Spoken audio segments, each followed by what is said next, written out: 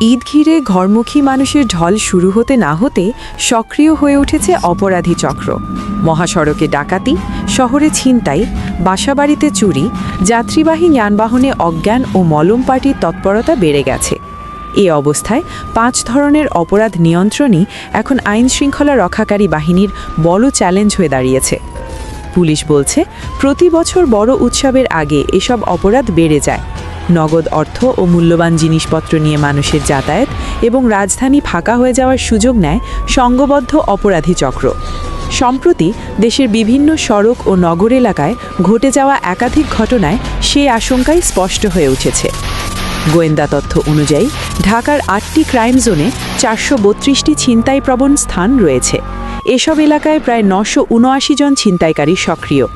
এর মধ্যে মিরপুর ও তেজগাঁও বিভাগে 386, মতিঝিল ও ওয়ারী বিভাগে 212, রমনা ও লালবাগ বিভাগে 217 এবং উত্তরা ও গুলশান বিভাগে 154 জন ছিনতাইকারী সক্রিয় রয়েছে। ঢাকা মেডিকেল কলেজ হাসপাতাল সহ বিভিন্ন চিকিৎসালয় সূত্রে জানা গেছে, প্রতিদিনই ছিনতাইয়ের শিকার হয়ে আহতরা চিকিৎসা নিতে আসছেন। অজ্ঞান পার্টির খপ্পরে পড়েও অনেকে হাসপাতালে ভর্তি হচ্ছেন। ঈদের আগে আইনশৃঙ্খলা পরিস্থিতি নিয়ন্ত্রণে পুলিশকে বিশেষ নির্দেশনা দিয়েছেন মহাপুলিশ পরিদর্শক।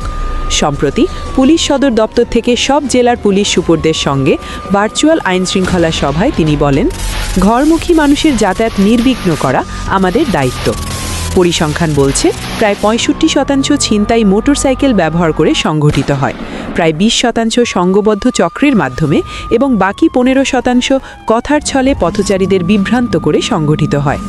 অপরাধ বিশ্লেষকদের মতে, উৎসব সামনে রেখে অপরাধের এ প্রবণতা নিয়ন্ত্রণে আইনশৃঙ্খলা রক্ষাকারী বাহিনীর সমন্বিত ও কঠোর পদক্ষেপ জরুরি। Last news BD, Dhaka.